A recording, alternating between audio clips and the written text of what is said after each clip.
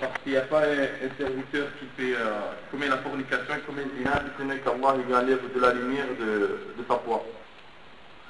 Il enlève la lumière de la foi. Ensuite, d'après Aïcha et d'après le prophète, alayhi salatu wassalam, c'est un hadith qui ressemble à un hadith qu'on avait déjà vu, le prophète a dit, il n'y a pas que celui qui fait la fornication ou l'adultère ne le fait pas au moment où il le fait alors qu'il est croyant. Donc au moment où il fait ça, il n'est pas un véritable croyant. Et au moment où il vole aussi, ce n'est pas un vrai croyant. Donc sa foi n'est pas complète.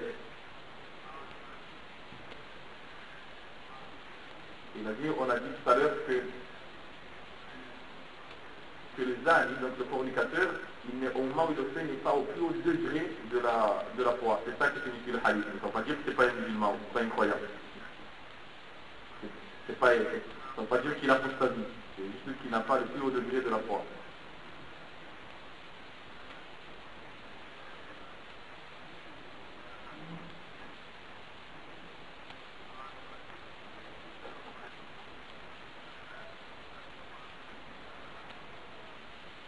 Donc là, c'est l'histoire du messager qui aurait demandé à Abdullah ibn Mas'ud, le messager en l'occurrence qui n'est pas connu, il a dit, je te demande par Allah, est-ce que tu sais si les gens à l'époque du prophète, alayhi salatu wassalam, tu sais qu'ils étaient au nombre de 3, il y avait 3 types de personnes à l'époque du prophète, il y avait des musulmans qui cachaient. Apparemment, c'était non, les premiers, ils cachaient, les musulmans cachés, les musulmans apparents, et mécréants cachés, mécréants apparents. Et Abdullah ibn Mas'ud a dit, non, et il lui a demandé, il a dit, toi, Abdullah ibn Mas'ud, toi, c'était dans quelle catégorie? Et il a dit, moi, je faisais partie des croyants discrets. Je vous appelle comme ça, non? Qui cachaient leur foi. Et aussi, il nous montrait aussi. Il faisait partie des deux. Et il dit, à la fin, il a dit, je suis croyant. Donc en fait, tout ça pour dire qu'Abdullah ibn Mas'ud, il n'a pas dit Inch'Allah.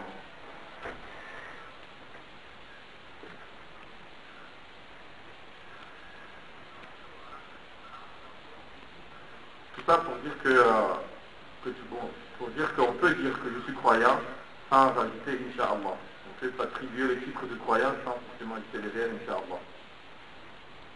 À l'époque, comme le dit Abdullah ibn Mas'ud, à l'époque du prophète, et comme c'est rapporté donc de ce compagnon, ce noble compagnon.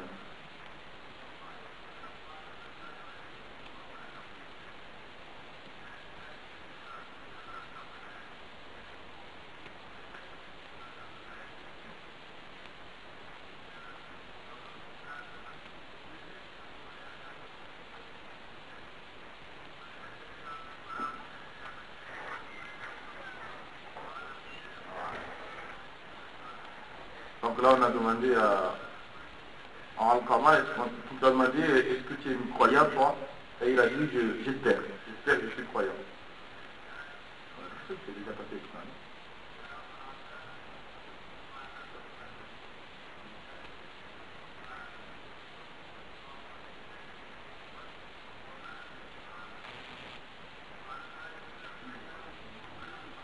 non? Donc là, c'est Zubayr qui raconte que la peste, il y a eu la peste dans la région de Cham. Alors moi, il s'est levé, il faisait un discours. Il a dit, dans son discours, il a dit, cette peste, c'est une miséricorde pour vous. Pour qu'Allah, enfin qu'Allah rétribue ce qui passe. Et c'est l'invocation de votre messager, de votre prophète, et c'est ce qui a causé la cause de la mort des tués avant vous.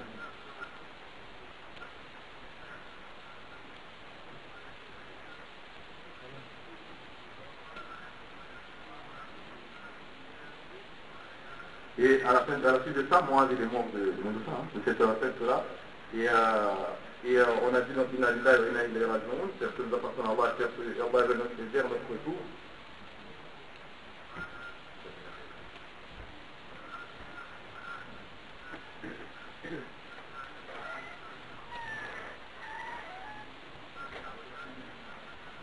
Oui, parce qu'en fait, moi, dans le pays droit, pour dire qu'Allah qu'il le fasse, que ça soit pour passer sa famille.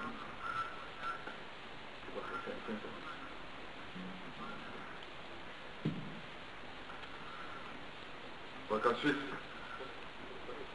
Mu'az, lui-même aussi a été atteint par la peste. Il était en train de mourir. Une personne est venue le voir et lui a dit, Mu'az lui a dit, pourquoi pleures-tu?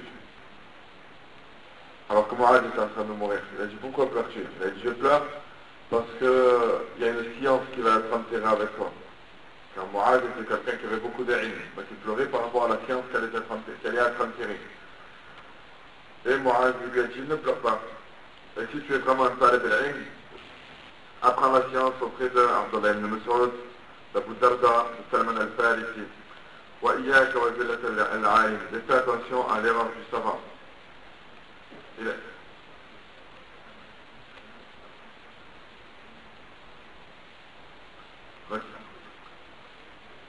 dit, fais attention à l'erreur du savant. Il a fait une parenthèse en disant que on a vu que celui qui a été touché par cette maladie-là était Mu'az, était un des grands savants.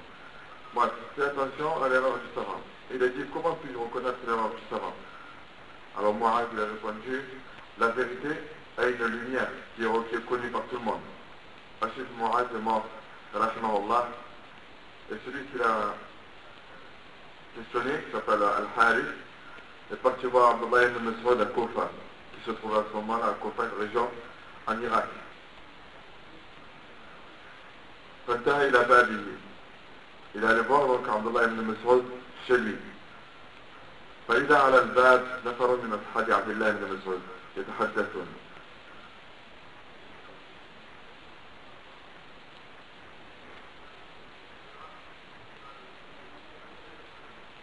طيب. Donc il s'est rendu en Irak, à Koufa, chez Abdullah ibn Mas'ud. Et lorsqu'il est arrivé là-bas, auprès de chez lui, il a vu, on va dire, ses élèves, les élèves d'Abdullah ibn Mas'ud. Il les avait en train de parler. Et il a appelé, il a dit, ils ont appelé le Harith, les élèves d'Abdullah ibn Mas'ud, ils ont appelé un Harith, ils ont dit, est-ce que tu es un croyant? Lui, il a dit, non. Il a dit, est-ce que alors tu es parmi les gens du paradis? Il a dit, mais j'ai des péchés, et je ne sais pas ce qu'Allah va faire de moi de ces péchés-là. Et si je savais qu'Allah allait me pardonner, je vous aurais informé que je serais parmi les gens du paradis. Et lorsqu'il était comme ça, en train de parler en train d'entretenir cette discussion-là, Abdullah ibn Mas'ud est sorti à ce moment-là. Et il a dit, je m'étonne de mon frère qui dit, je suis croyant, et qui dit, je ne suis pas parmi les gens du paradis. Alors Abdullah il a dit, Abdullah il a dit, là,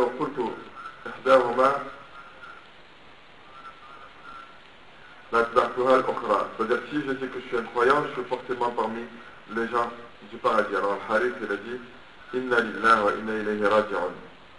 Wa sallallahu ala Mu'az. قال ويحك ومن معاذ. عفوا.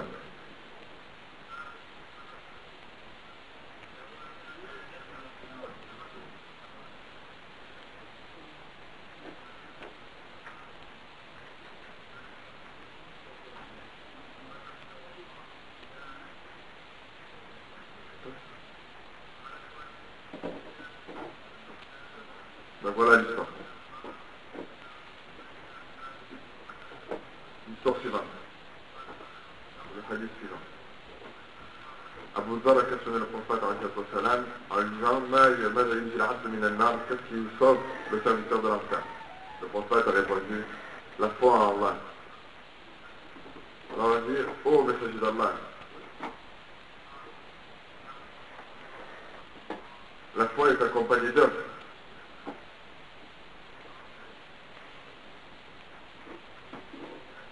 La foi est accompagnée d'œuvres.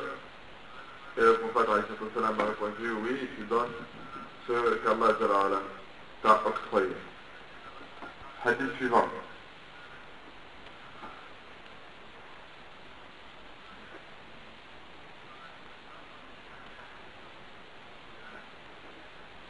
Aïcha radiallahu anha a questionné, a été questionnée. On lui a dit qu'est-ce que la foi?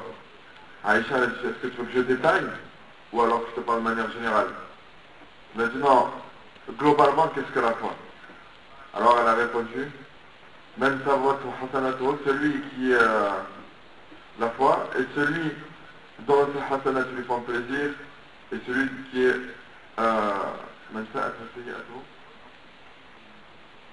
et celui qui reconnaît que ses péchés lui causent du tort. Celui qui voit ça est un croyant. Le prophète a dit aussi, le croyant n'est pas quelqu'un de vulgaire, ni quelqu'un qui maudit les personnes, ni grossier, et ni quelqu'un qui insulte. Je rappelle à ceux qui nous écoutent que là nous sommes simplement en train de lire un livre de l'imam Ibn Abi Shayba qui relate un certain nombre de hadiths de propos de salaf sur la foi, sur la définition de la foi. Hadith suivant.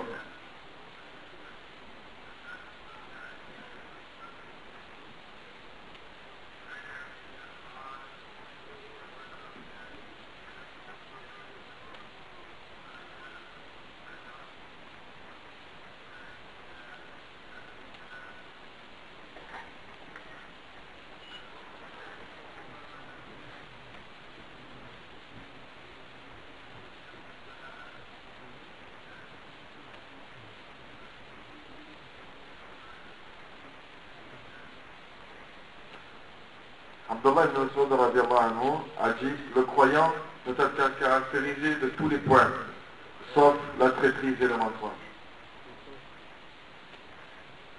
Je répète, c'est une parole importante. Le croyant peut être caractérisé de tous les points, sauf par la traîtrise et le mensonge. C'est-à-dire qu'il peut avoir des défauts, mais le défaut du mensonge et de la traîtrise, ce n'est pas le comportement du musulman.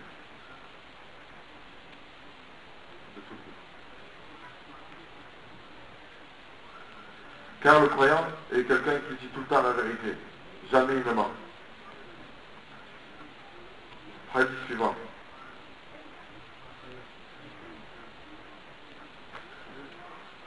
Saad a tenu les mêmes propos qu'Abdullah ibn Mas'ud, qui a dit, encore une fois je le répète, que le croyant peut être caractérisé de tous les points, de tous les défauts, sauf la traîtrise et le mensonge.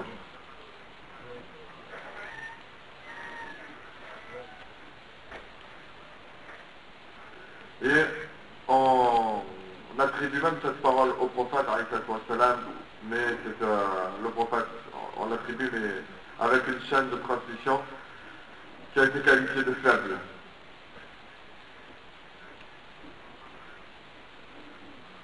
Le prophète a dit, c'est un hadith que nous avons déjà évoqué tout à l'heure, il va arriver un moment, vers la fin des temps, où l'homme se réveillera, il y aura de forts troubles, de grandes tentations, à tel point que l'homme se réveillera le matin croyant et il sera le soir mécréant.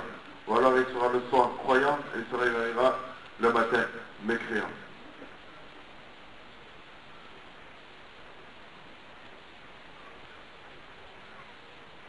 Je vous passe la chaîne de transmission à chaque fois.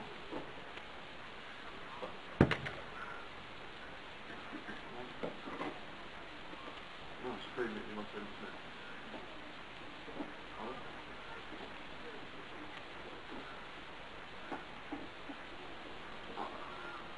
Alors, Muawiyah ibn al-Hakam al-Sulami, c'est un hadith qui est connu, qui est rapporté par Muslim.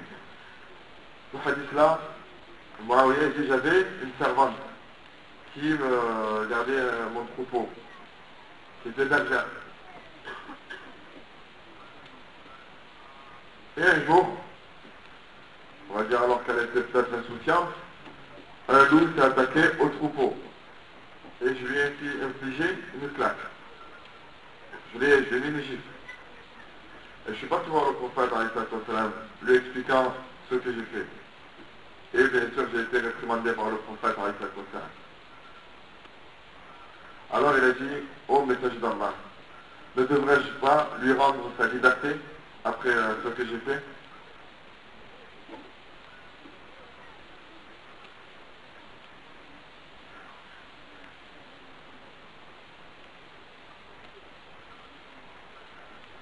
Donc ne devrais-je pas l'affranchir? Alors le prophète a dit, amène-la moi d'abord. Et le prophète lui a dit, où est Allah? Elle a répondu, Fissama, c'est-à-dire au-dessus des cieux. Écoutez bien le hadith, où est Allah? Elle a répondu, au-dessus des cieux. Et qui suis-je? Je suis le messager d'Allah. Et dans ce hadith-là, il y a la preuve qu'il est permis de poser la question, Ayn Allah? Où est Allah? Et quand on dit Fissama, c'est-à-dire qu'Allah, on lui a attribué la direction du haut.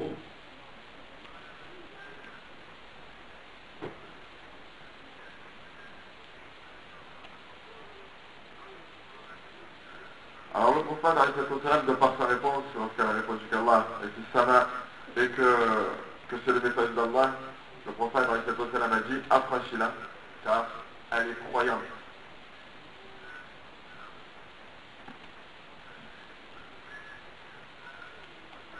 Ibn Abbas rapporte ce hadith-là aussi, mais d'une autre manière. Et d'une autre manière dans laquelle il y a une qita', dans laquelle il y a une coupure dans la chaîne de transmission.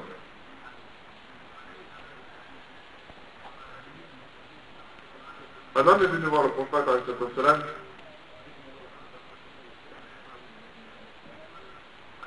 et pareil avec l'histoire de la servante, il lui a dit amène-la moi. Et le prophète lui a posé une question, Atashhadina an la ilaha illallah wa anni rasulullah? Qalat na'am, qala fa'atiqha. Est-ce que tu témoignes qu'il n'y a pas de divinité en dehors d'Allah et que je suis le messager d'Allah? Elle a répondu oui. Alors le prophète a dit affranchis-la. Cela signifie que le musulman doit affranchir aussi les esclaves. Hadith suivant. D'abord, le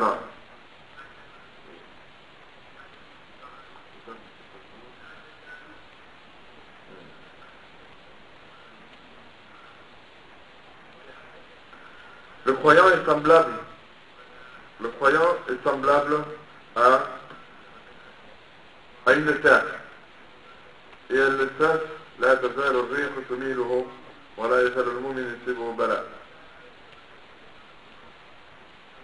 Et le vent ne cesse de frapper cette terre-là.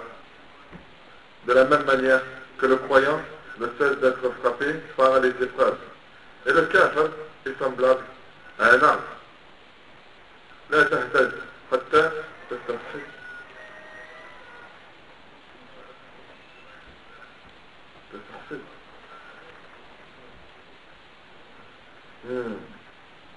Et le kafir est semblable à un arbre stérile dans lequel on ne tient aucun profit. Hadith le 28.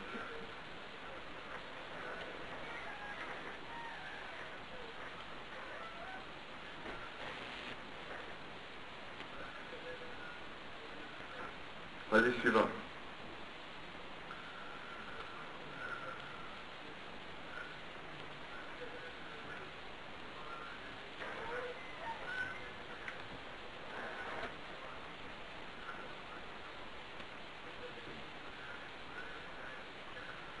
Car Malik rapporte que le prophète a dit que le croyant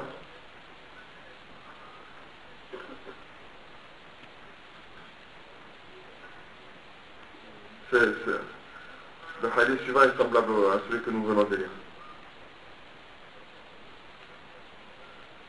C'est-à-dire que nous tirons profit du croyant et non du mécréant.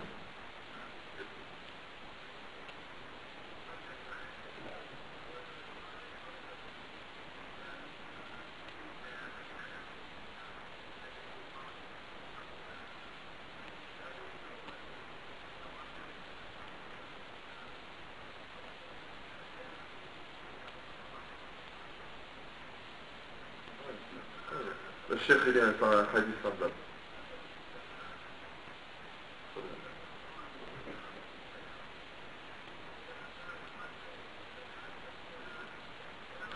Lorsque le croyant est touché par des épreuves, Allah Jalla donc, lui expie ses péchés, contrairement au kafir, qui lui n'a pas droit à cette expiation-là, tant qu'il est dans son état de méfiance. Et on rapporte aussi ce hadith-là. Abu Huraira, on a attribué aussi ce hadith-là d'une parole d'Abu Huraira aussi.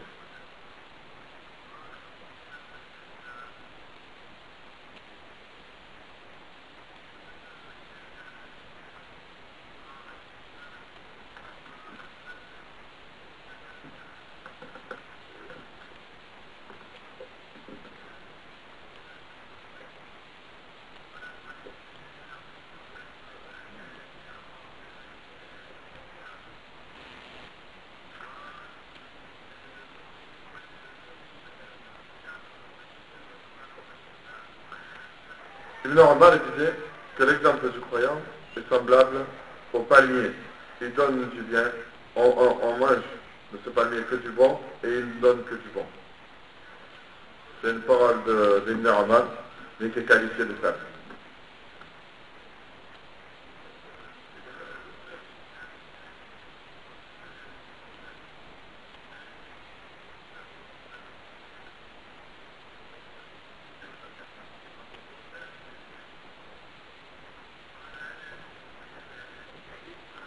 Le prophète a dit, le croyant ou les croyants sont semblables à un seul mur et se soutiennent les uns des autres. Hadith, il est connu, il est rapporté par l'imam al-Bukhari. Et pour ceux qui ont le numéro, c'est le 2101. 2101 dans le Bukhari. Le croyant, les croyants sont semblables à un mur. Ils se soutiennent les uns des autres.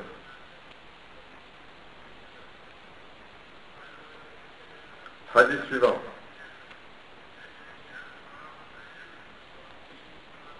Le prophète a dit,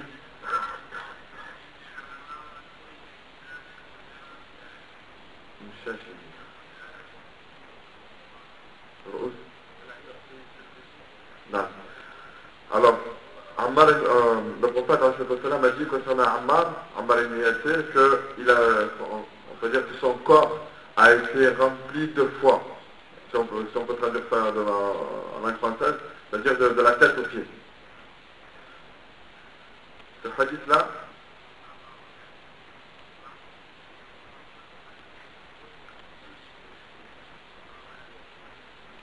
les savants ont divergé sur l'authenticité de ce hadith-là concernant le compagnon, ou alors le tabi'in qui apporte cette personne-là. Est-ce que c'est un compagnon ou non?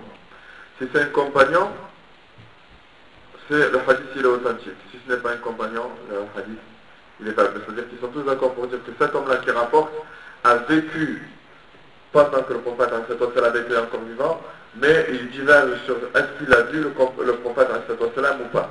Car s'il a vu, je le considère comme étant un compagnon, dans le cas contraire, ce n'est pas un compagnon. Al-Mouni.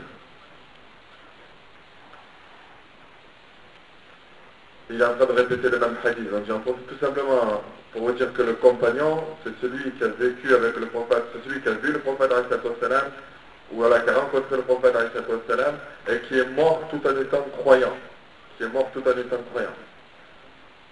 Et qui a cru en lui pendant son vivant, c'est-à-dire pendant qu'il le prophète était vivant. C'est la définition que l'imam al-Bukhari donne dans son recueil.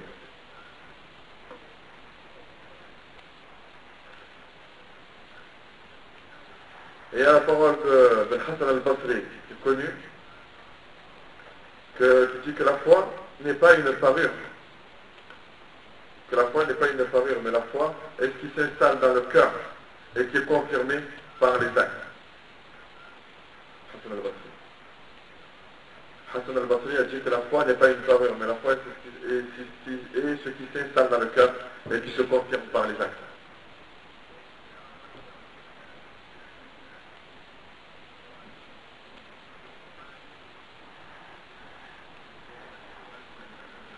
Abdullah ibn Abbas a dit à ses enfants, celui qui veut que je le marie, on le marie, Inch'Allah. Mais personne parmi vous ne doit commettre le zina. Car celui qui accomplit le zina, il n'y a personne qui accomplit le zina sans que la foi, la lumière de la foi est enlevée de son cœur. Et si Allah il veut le remettre, il le remet, s'il veut le remettre, il ne le remet pas.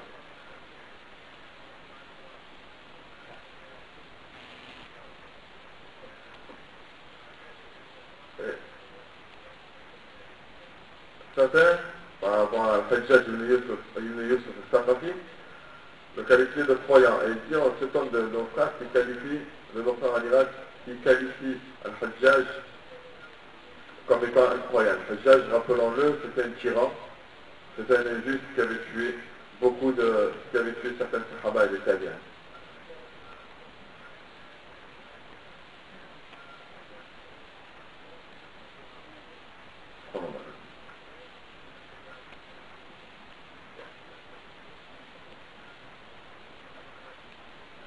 Et certains, comme l'instar de Sherba, ont qualifié Al-Hajjaj ibn Yusuf de kafir.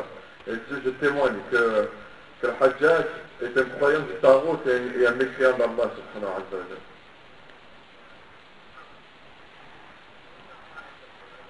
Il y a une règle à retenir dans ce chapitre-là, et qu'il ne faut pas qu'on salit et qu'on se désavoue,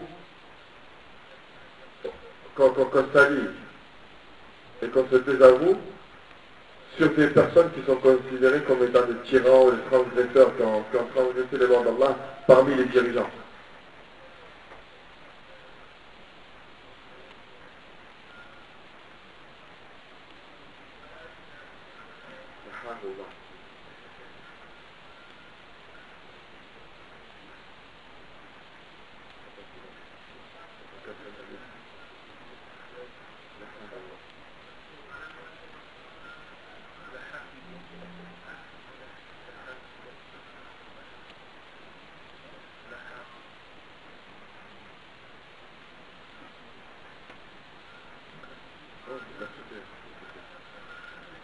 On a dit, Tariq ibn Hadith, c'est une parole très importante, on lui a posé la question, dis-nous, qu'est-ce que la crainte d'Allah?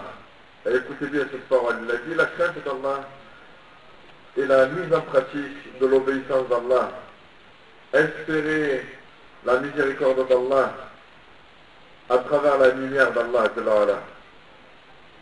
Mais la taqwa, c'est aussi le fait de délaisser la désobéissance d'Allah par crainte d'Allah avec une lumière d'Allah.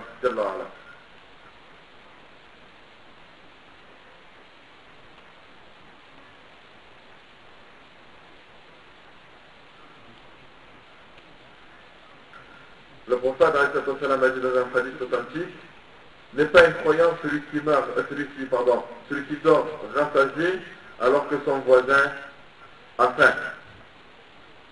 C'est pas un croyant. Donc le prophète a rejeté le fait que quelqu'un puisse être qualifié de la foi complète alors que lui, il dort rassasié alors que son frère est touché par la faim.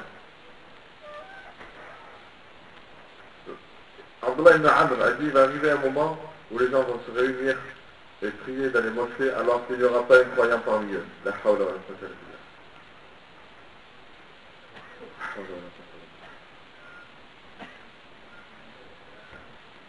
billah. Car il y aura peut-être parmi eux, comme les chefs, des gens qui seront sortis de l'islam à ce moment-là, ou d'autres qui n'auront pas la foi complète.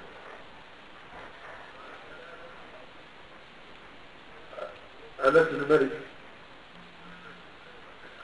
a dit qu'il y a trois choses qui sont réunies dans le cœur du croyant, il goûtera la douceur de la foi.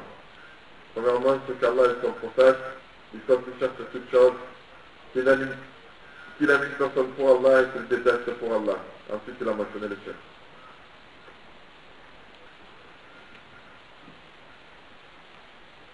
Que signifie le fait d'aimer Allah plus que toute chose? C'est le fait de devancer l'amour d'Allah et de son prophète sur toute chose, sur ses passions, sur ses désirs, tout ce qui a été mentionné hier dans le temps.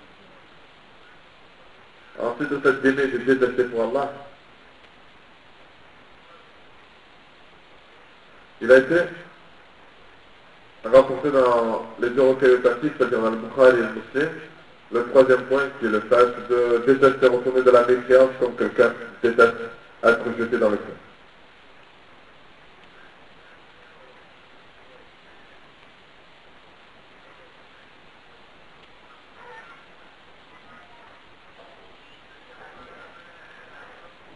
Al-Miswar ibn Makhrama ibn Abbas sont entrés chez Abdullah ibn Omar, chez Omar ibn Khattab. Donc il a été blessé, c'est-à-dire poignardé au moment de sa mort. Alors il a dit as-salat. Et Abdullah ibn Abbas, c'est notre compagnon, il dit إنه لا يحضر لأحد في الإسلام أضاع الصلاة. Il n'y a personne. Il y a celui qui délaisse la prière n'a aucune part en islam. Alors, Omar ibn Khattab a prié avec sa blessure. Et le sang coulait au moment où il priait.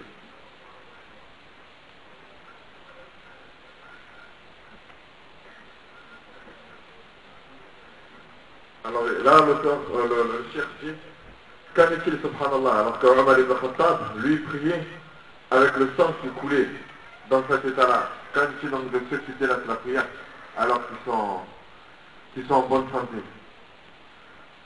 Hadith suivant. Al-Qama disait à ses compagnons, venez, réunissons-nous afin que nous augmentions notre foi. Hadith suivant.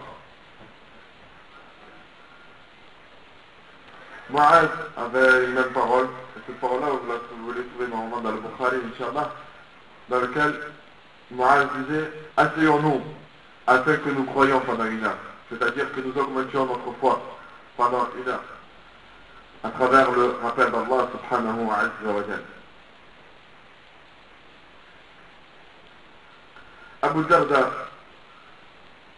avait l'habitude de demander à Allah dans ce dua, oh Allah, je te demande une foi qui perdure, une science bénéfique et une guidée dans la droiture.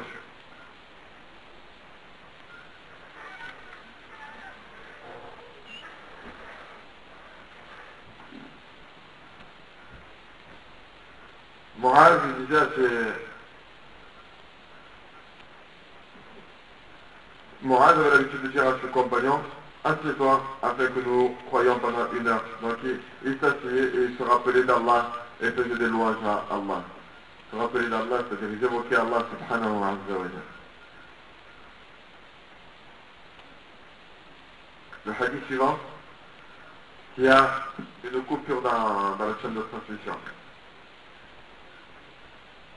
Omar, il prenait un homme par sa main, ou alors deux hommes, et disait, venez, que nous allons nous rappeler d'Allah Ta'ala. Hadith suivant. L'exemple de cinq prières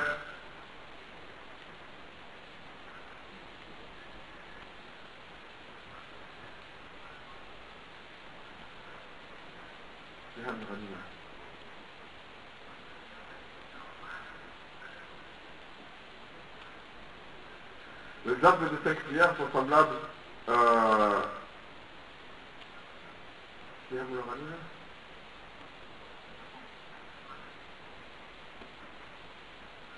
excusez-moi, je ne peux pas traduire.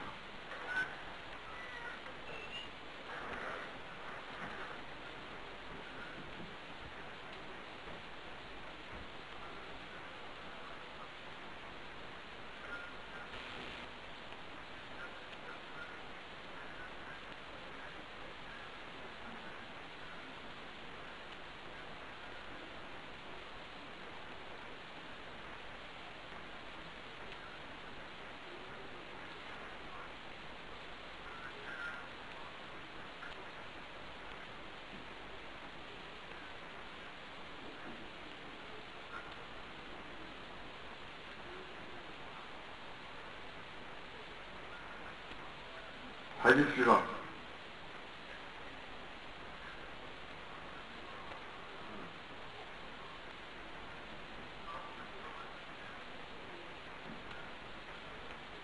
Le prophète a dit, c'est un hadith qui est authentique, qui est apporté par Imam Ahmad, le prophète a dit, le pilier fondamental de la religion est le fait d'aimer pour Allah et de détester pour Allah.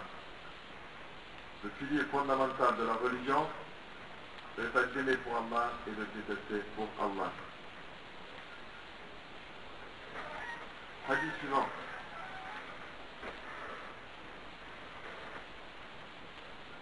De Mujahid qui dit, qui dit que ça tenait les mêmes propos que le prophète, que le pilier fondamental de la religion est le fait d'aimer pour Allah et de détester pour Allah.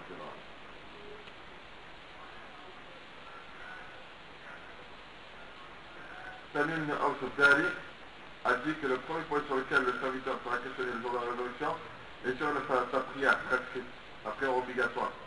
Et si il accomplit de la manière parfaite, alhamdulillah. Dans le cas contraire, il sera demandé, on demandera aux anges, est-ce qu'il a accompli les actes surrogatoires afin de compléter par ces actes surrogatoires les obligations.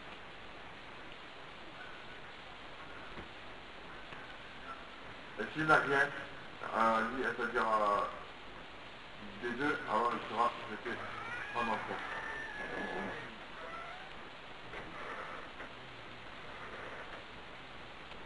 Et à la base, tout ce port-là est petit.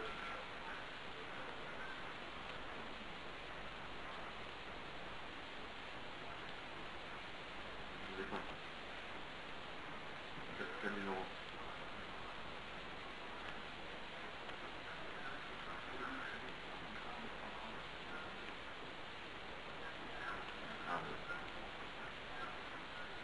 On a vu Aouf ibn Malik.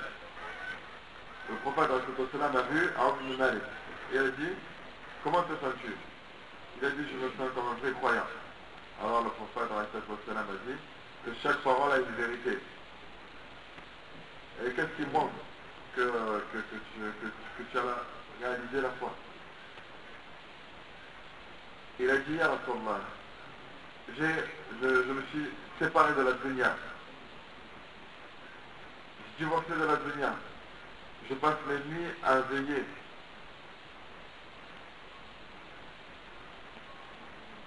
Je passe mes nuits à veiller comme si j'étais en train de voir le trône de notre Seigneur. Comme si je voyais le paradis en train de nous visiter. Comme si je voyais les gens de l'enfer en train de subir le châtiment. Alors le prophète a dit, enregistre ça, c'est-à-dire, on peut dire, tu as reçu le bon enseignement. Hadith suivant.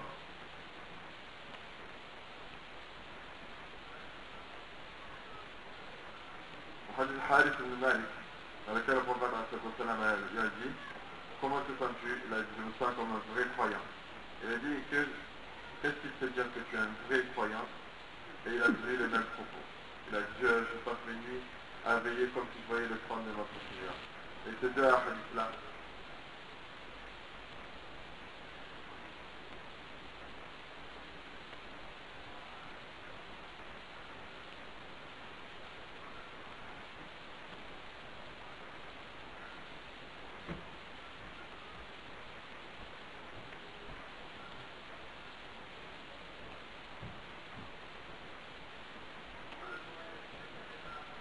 il n'a pas parlé de l'authenticité des hadiths.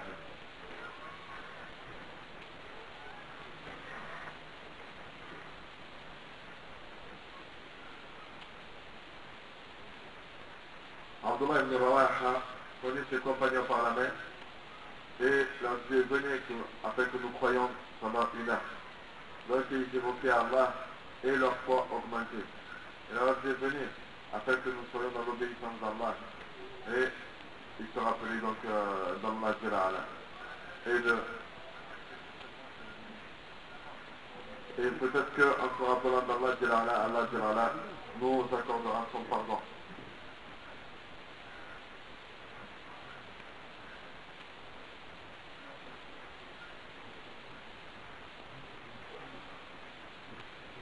Et dans ces paroles-là, il y a deux points à retenir. Premièrement, c'est que la foi augmente et diminue quand tu dis, venez que nous augmentions notre foi. Et deuxièmement, ils ont évoqué les causes qui permettent à la foi d'augmenter, telles que l'obéissance.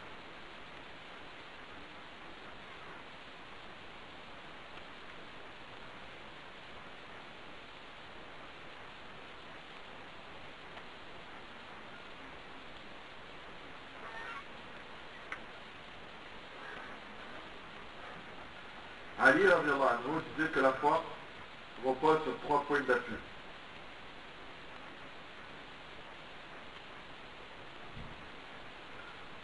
La foi, la prière et le jama'a, le groupe, c'est de rester avec les gens de la sunna. la prière n'est pas acceptée sans la foi. Celui qui croit et qui prie, celui qui croit forcément doit prier. Et celui qui prie doit rester avec la jama'a. Et celui qui s'écarte de la jama'a ne sera que d'un enfant. Celui qui s'écarte de la jama'a ne sera que d'un enfant. On peut traduire ça par il s'est écarté de l'islam.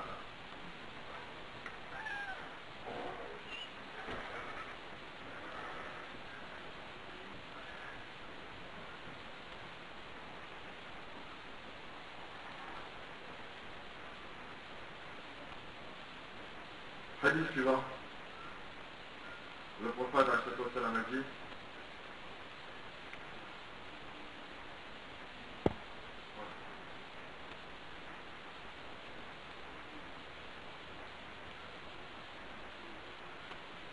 le prophète a dit que la pudeur ainsi que le fait de préserver sa langue, de ne pas parler d'agressivité, de ne pas montrer son éloquence, de ne pas parler pour rien dire, sont deux branches parmi les branches de la foi. Hadith al-Fajr.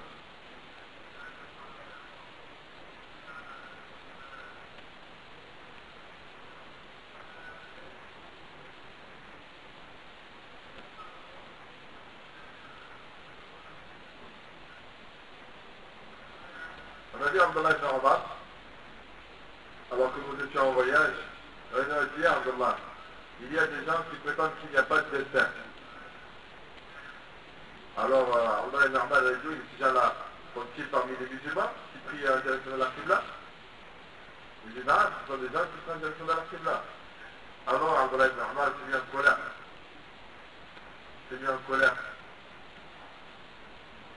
À tel point que j'aurais regretté de lui avoir posé la question. Et il a dit, lorsque tu vois ces gens-là qui se réclament de l'islam et qui prétendent qu'il n'y a pas de destin, informe-les que je me désavoue et que je me désavoue de ces gens-là et que eux ils se désavouent de moi. C'est-à-dire que je ne suis pas dans la même voie qu'eux, eux ils ne sont pas dans la même voie que moi. Et ensuite, Abdullah ibn Omar a rapporté le hadith connu de Omar ibn Khattab qui dit un jour que nous étions assis en présence du prophète lorsqu'il est apparu un homme à la limite d'une blancheur intense et les cheveux très noirs, et s'est assis auprès du prophète le hadith connu qu'il a dit dans lequel informe-moi sur la foi, et il a dit la foi consiste à croire en Allah, en ses anges, en ses livres, en ses messagers, au jour dernier et au destin, qu'ils soient bons ou mauvais. Le hadith dans lequel on a mentionné les textes piliers de l'islam, les piliers de la foi et le ihsan.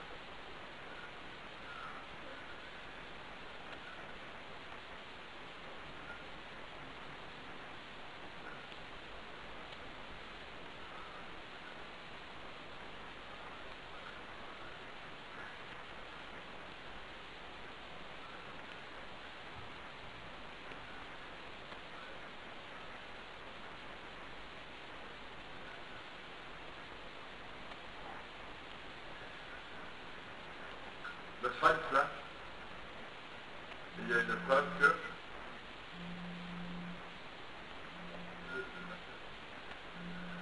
que la présence de destin fait partie de la foi.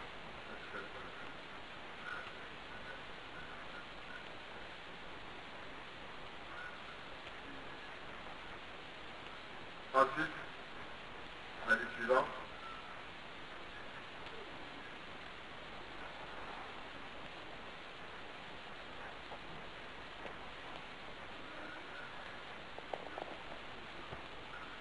Ali disait que la purification constitue la moitié de la foi.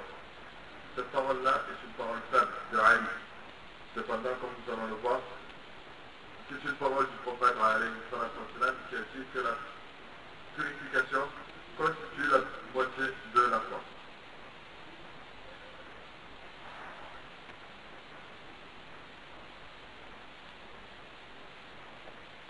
Qu'est-ce que la purification dans ce texte-là? On entend par la purification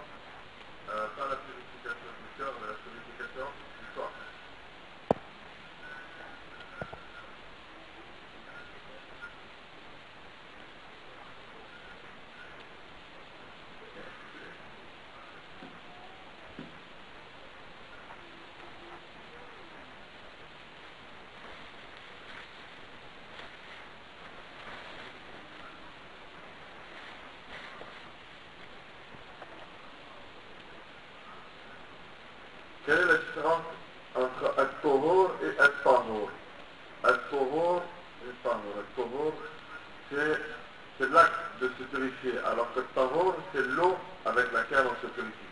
Pareil pour le wudu et al-wadu.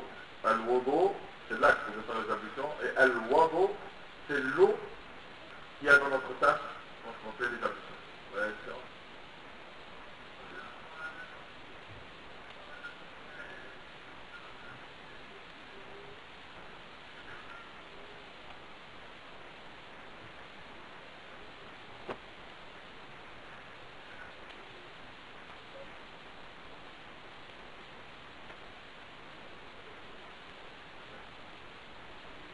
Le hadith suivant est la même parole. C'est un hadith qui se répète.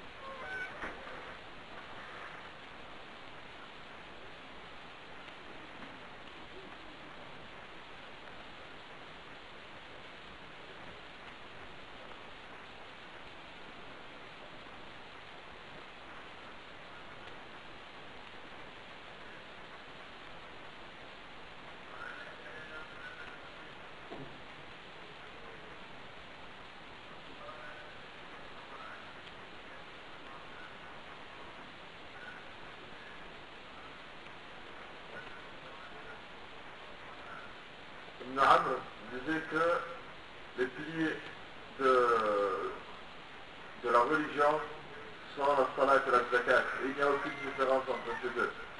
De même que le hajj et le jeûne du mois de Ramadan.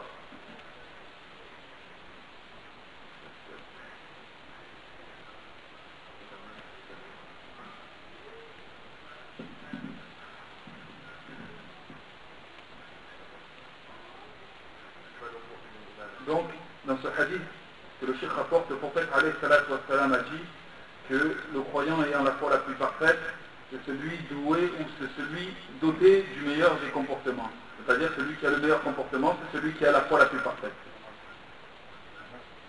Ensuite,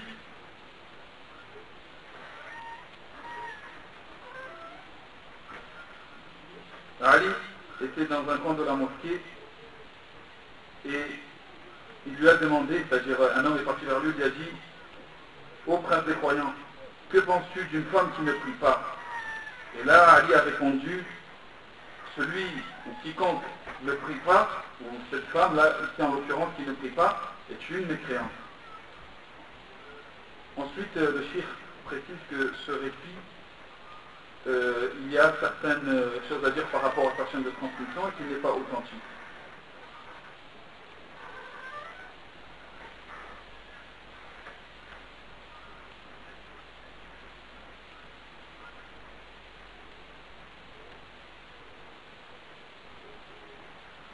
Il faut savoir que lorsqu'un croyant souhaite accomplir une bonne action et que pour une raison, c'est-à-dire involontairement, il n'a pas pu accomplir cet acte d'adoration, Allah tabaraka wa ta'ala lui inscrit quand même la récompense, comme si il l'avait réalisé, de par son intention.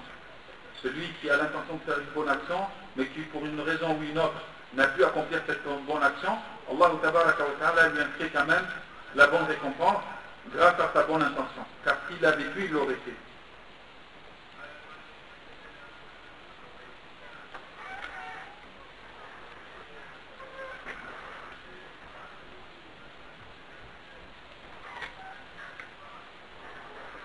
Ici, il est rapporté ce récit d'un vieux prédécesseur qui disait: celui qui prie, c'est-à-dire celui qui prie, qui accomplit la prière, en accomplissant bien sûr avec ses piliers, ses conditions, les œuvres obligatoires durant celle-ci, qui paye la zakat, qui obéit au prophète Muhammad alayhi salatu wa salam, celui-là aura atteint la foi.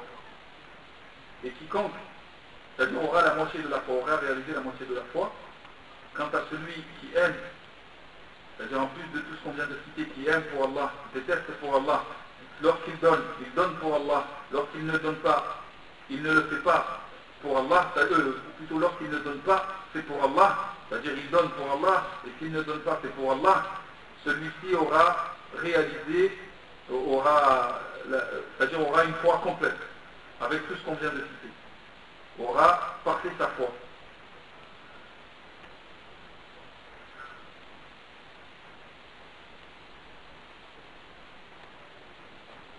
Ici, on a demandé à un vieux prédécesseur en lui disant, c'est-à-dire un homme a pris la main de Maktoul et lui a dit: oh, Abawah, que penses-tu d'une prière qui délaisse une prière de manière volontaire, c'est-à-dire il ne prie pas de manière volontaire, il n'a pas d'excuse, et il ne prie pas, il laisse les prières passer et ne prie pas. Là, il a dit, c'est un croyant désobéissant. Ensuite, il a serré sa main et lui a dit: sache, donne de l'importance à la foi, et sache que celui qui délaisse la prière de manière volontaire, celui-ci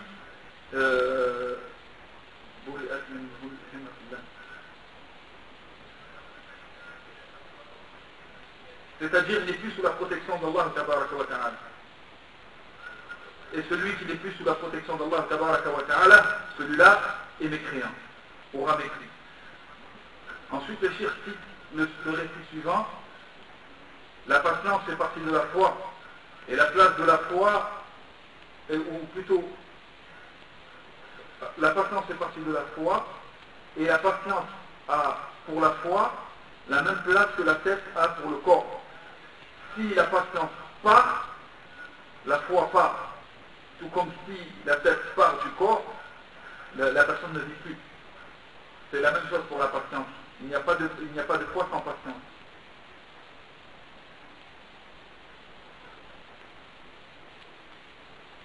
Ensuite, il va citer le récit suivant.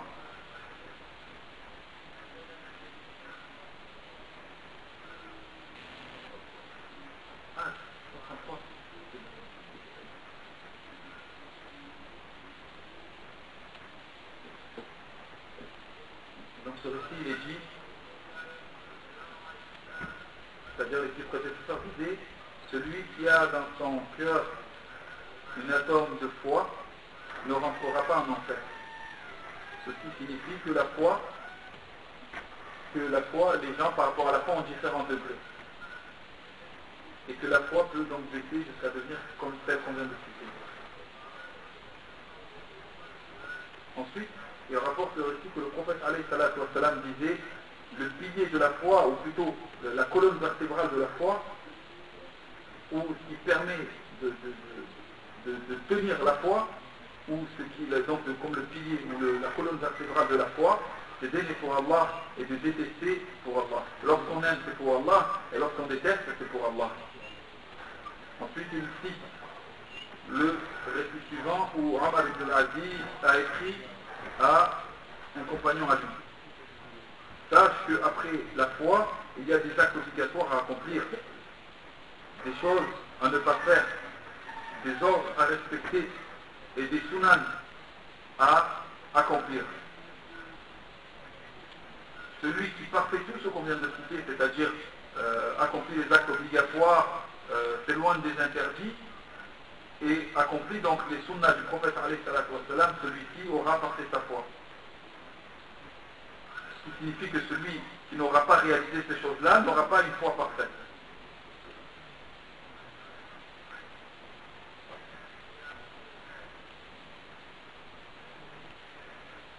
Ensuite, il rapporte le récit suivant d'un de ses prédécesseurs qui disait: sachez qu'il convient à tout musulman ou toute personne qui se revendique comme étant musulman, qui s'attache donc à cette religion, qu'il sache quelque chose. Il convient d'avoir la foi en Allah, la foi ferme en Allah tabaraka wa ta'ala, et ainsi qu'à ses envoyés, ses premiers et ses derniers, c'est-à-dire de croire en Allah ainsi qu'à ses envoyés parmi les premiers et les derniers d'entre eux, et également de croire au paradis et en enfer, et également de croire à la résurrection. Et toi qui te prétends être musulman, tu te dois d'accomplir des actions. Tu ne peux dire je suis musulman sans accomplir la moindre bonne action. Tu dois confirmer ta foi par les œuvres. Si tu te prétends si tu es réellement musulman, tu dois réaliser des œuvres. Des œuvres. Tu ne peux dire je suis musulman sans accomplir aucune action.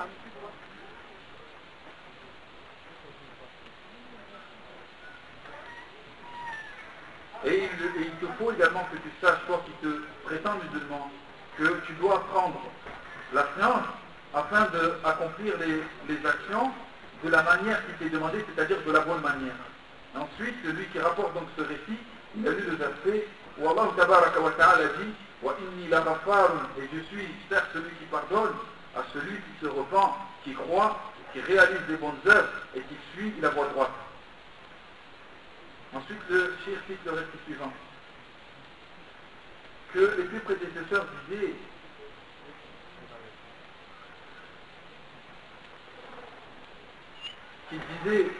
que celui donc,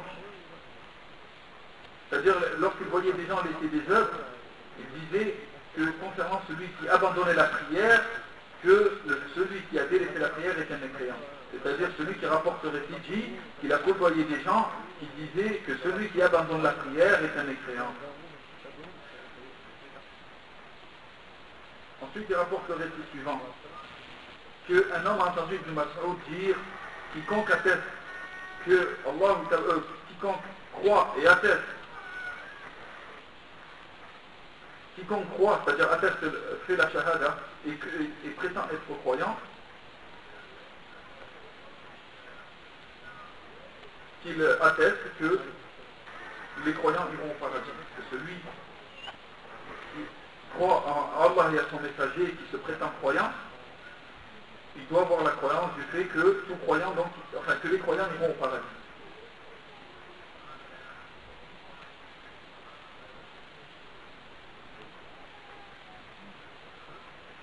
Pourquoi ensuite, après avoir cité ce récit, il rapporte un autre récit où on demandait à un vieux prédécesseur en lui disant il y a des gens qui prétendent que les croyants n'iront pas en enfer. Il y a des gens qui prétendent que des gens ne rentreront pas en enfer. Et donc là, l'homme lui a répondu en lui disant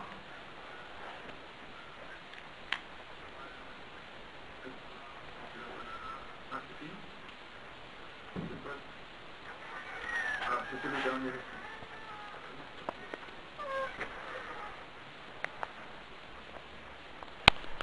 Donc en fait, cet homme est parti voir a demandé à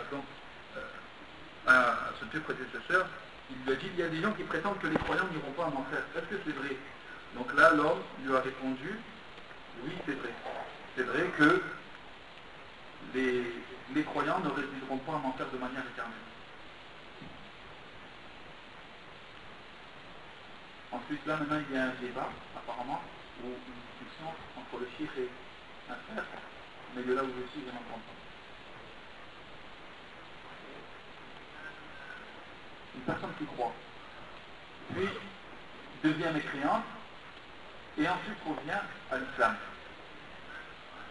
Qu'il faut que cette personne-là sache que les œuvres qu'il a accomplies avant de sortir de l'islam, c'est-à-dire une personne a apostasié, c'est-à-dire une personne était musulmane, après elle a renié l'islam, après elle a fait tawbah, elle est revenue en islam, il faut qu'elle sache que les œuvres qu'il a accomplies auparavant, les bonnes œuvres qu'il a accomplies auparavant, c'est-à-dire avant d'apostasier, avant son repentir, lui sont maintenues. C'est-à-dire une personne qui a fait un hajj, après elle a apostasié, et ensuite elle a fait tawbah, elle est revenue à l'islam, qu'elle sache que le hajj qu'il a fait auparavant lui sera accepté. Il n'y a que s'il meurt dans la mécréance que toutes les bonnes actions sont annulées. Mais tant qu'il est encore en vie et s'il se repent, les bonnes actions qu'il a fait auparavant, c'est-à-dire avant, lui seront maintenues. Est-ce que c'est clair? C'est très ordinaire. Ensuite, là, c'est un peu des débats, donc des gens posent des questions. Ensuite, ici, il y a quelqu'un qui pose une question concernant un groupe qu'on appelle Murji'atul Fuqaha. C'est un groupe de gens qui disent que les actes ne font pas partie de la foi. C'est-à-dire ils pensent que la foi c'est la langue et le cœur sans les actes. Donc le cheikh explique que cette croyance-là est une erreur et que la divergence entre les gens de la sunna et ces gens-là, est réelle. Ce n'est pas une divergence simplement au niveau de la parole, mais il y a réellement une divergence entre les gens de la Sunna. Les gens de la Sunna ne disent pas comme eux disent. Les gens de la Sunna disent que la foi c'est la langue, le cœur et les actes. Alors que ces gens-là disent que la foi c'est uniquement la parole et les actes. La parole et le cœur en fait.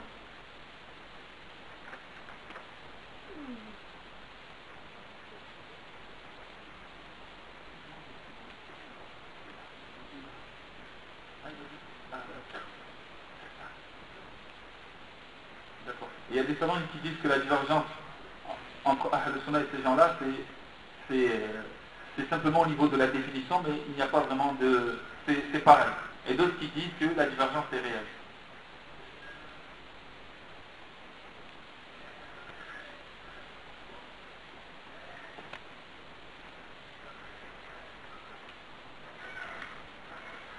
Ensuite, il convient de faire attention.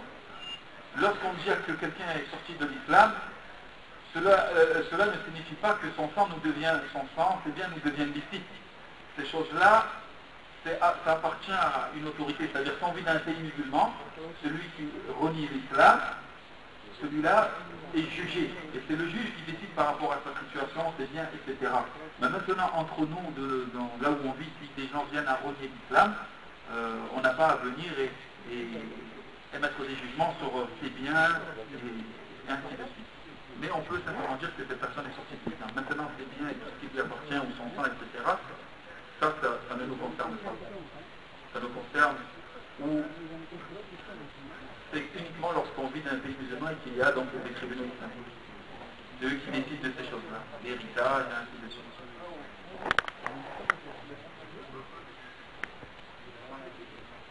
Concernant les gens de l'innovation, c'est-à-dire des gens qui accomplissent des actions qui accomplissent des actions innovées, est-ce que ce sont des croyants ou pas? Le chiffre a répondu non, ce sont des croyants malgré le fait qu'ils sont tombés dans cette désobéissance-là. Car à partir tant que leur innovation n'atteint pas le degré de la mécréance, c'est-à-dire tant que les bid'ahs qu'ils font, ce n'est pas des choses qui les font sortir de l'islam, ces gens-là restent quand même des croyants malgré leurs péchés.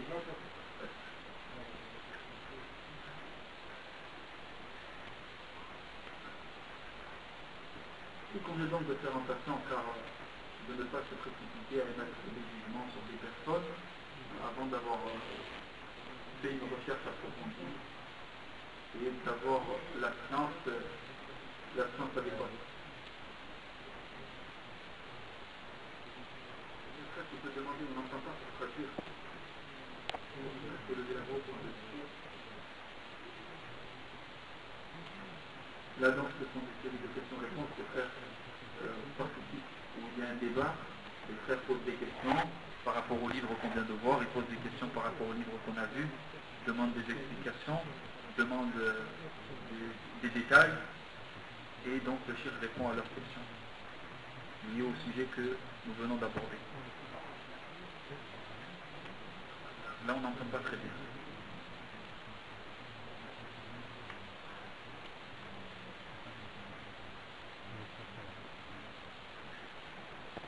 Stoppé, on n'entend plus.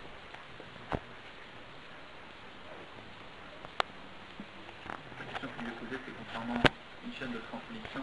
Ça reprend. Concernant les individus mentionnés dans une chaîne de transmission. La voix claire, 1, 2, la voix claire. Le frère demande sans doute au shir. Chez Yacine, tu m'entends pour traduction? La Klofik. Et là, le shir donc on dit de qui s'agit-il? Inch'Allah, pour éclaircir la biographie et explique qui est cette personne-là. C'est-à-dire la personne qui rapporte ce récit.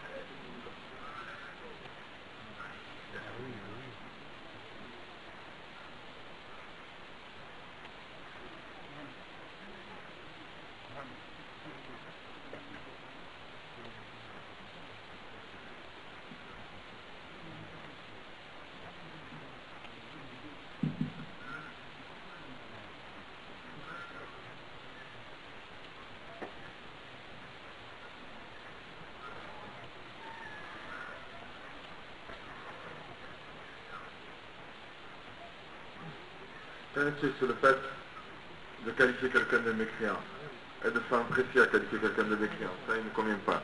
Donc il faut regarder déjà ce qui l'a poussé à la mécréance, c'est les points, c'est-à-dire est-ce qu'il est excusable par ignorance ou pas. Et ça, c'est aux autorités, aux dirigeants de le faire, et ce n'est pas à nous.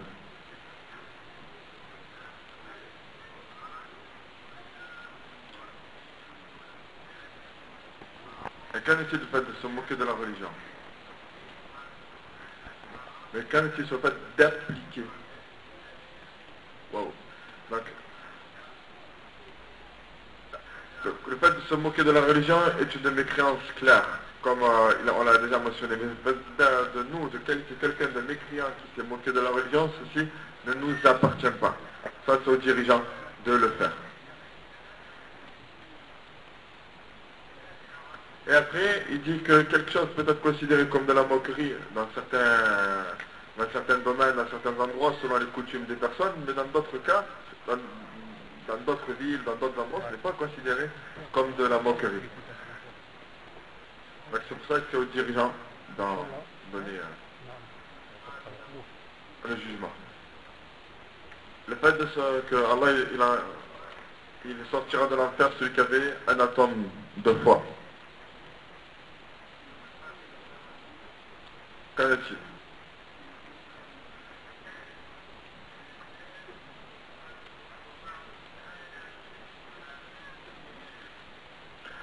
Ce hadith-là, en fait, comment fait-on le lien entre un atome de foi, cette personne-là, sortir de l'enfer avec un atome de foi, et la personne qui fait la prière, qui ne fait pas la prière, qui ne fait pas la prière, et il dit qu'il ne fait pas la prière, et il dit qu'il n'y a pas de contradiction, car un atome de foi ne signifie pas que la personne ne fait pas la prière, et le prophète n'a-t-il pas dit que la personne peut être récompensée de sa prière d'obtenir qu'un dixième ou qu'un neuvième ou qu'un huitième, comme il est venu dans le hadith. Pareil pour le hadith de la carte, c'est-à-dire celui qui aura le hadith qui dit que la personne Yom al-Qiyamah, elle aura dans un côté de la balance tous ses péchés, et de l'autre côté elle aura un registre dans lequel il sera écrit La ilaha illallah, une parole qu'il aura prononcée dans sa vie. Qu'en est-il de ce hadith-là?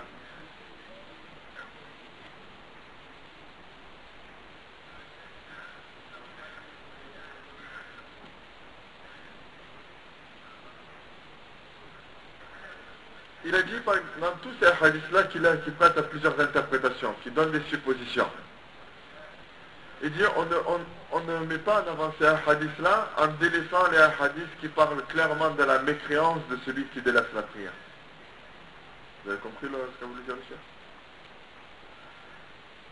C'est-à-dire que tous ces hadiths-là qui parlent d'un atome de foi, ou alors le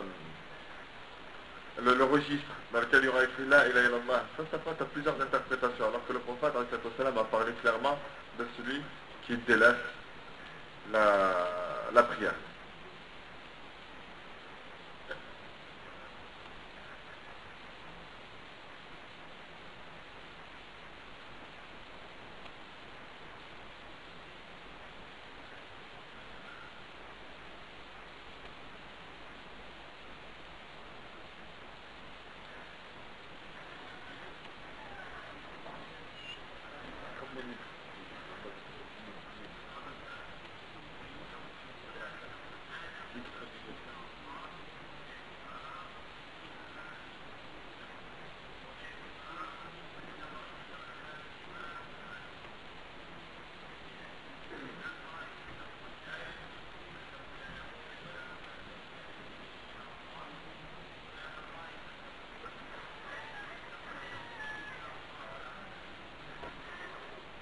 On a vu que par rapport à la parole Inch'Allah, je suis croyant Inch'Allah.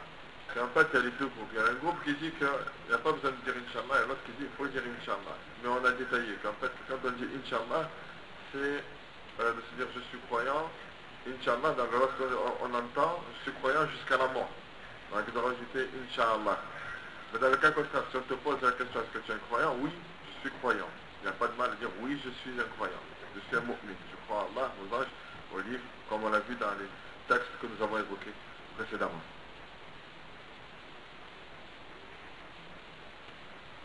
Salam wa rahmatullah wa barakatuh.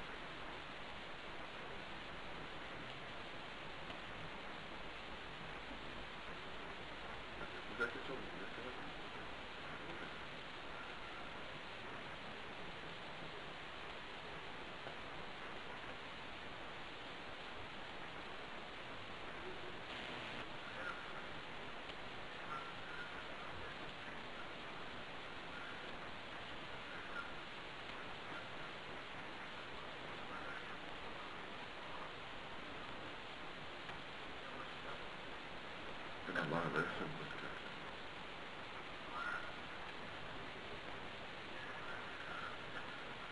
Le frère a posé une question sur la situation actuelle de la plupart des gens qui se réclament de l'islam en France, des musulmans en France, sur le fait de se dire nous sommes musulmans, mais il n'y a aucune pratique. Pas que la prière, mais plus que la prière, c'est-à-dire le jeûne, que la personne ne met aucune pratique en islam. Il dit donc nous, notre rôle là-dedans, c'est de les aider à accomplir le din et de les ramener vers la religion. Mais cependant, Allah dit dans Surat Al-Imran, obéissez à Allah, obéissez à son messager, et s'ils se détournent, alors Allah n'aime pas les mécréants. Allah donc a nommé mécréants. Allah a nommé mécréants, donc ceux qui se détournent de l'obéissance d'Allah. Est-il permis d'enterrer le musulman avec le non-musulman? Il a dit oui, s'ils sont écartés, c'est-à-dire s'ils sont chacun dans leur carré. Si les tombes sont mélangées, par contre, il n'est pas permis. Il y a Saint-Pierre, vous voyez que c'est un peu mélangé quand même.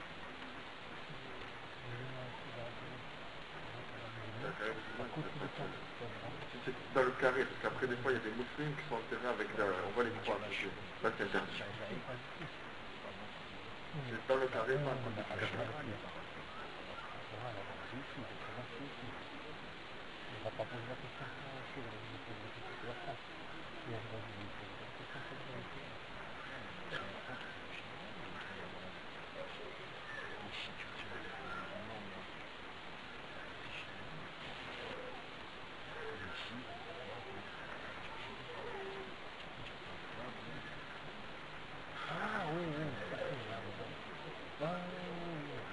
En fait, on est en train de parler de la viande.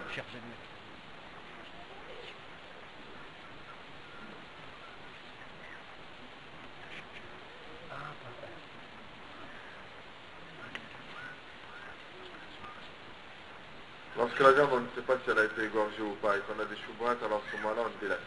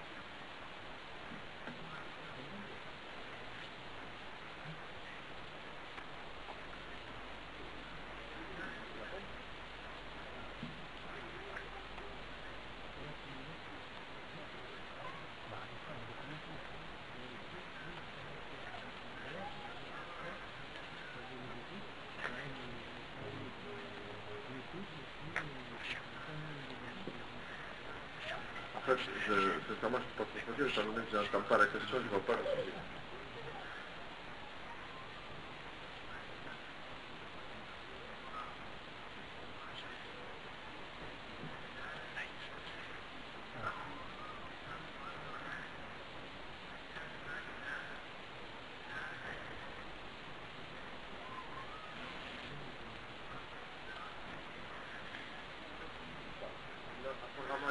Il parle du fait d'apprendre, de l'apprentissage, et il dit que c'est mieux d'apprendre auprès des savants directement, auprès des chiours, d'avoir une certaine compagnie, une certaine moulazama, parce qu'il y a beaucoup de de bienfaits, d'abord parce que tu profites de son comportement, de sa façon d'être, de sa façon de parler.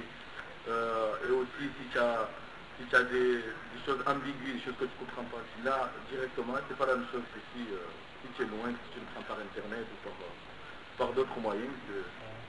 Donc il n'y a pas mieux que là, c'est la compagnie. Avoir un cheikh.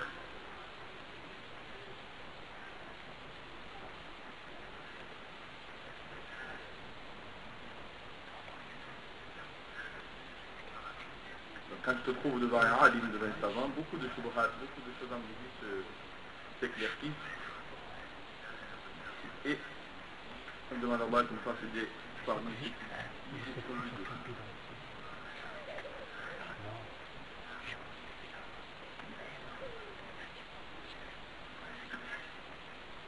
cher Dieu veut que vous laissez tranquille. Voilà. Le cher veut que vous laissez tranquille. Parce que voilà. Non, il va prendre l'avion là. Oui, mais là, c'est pas ça. Là, il a dit. Au près, parce que... Celui-là.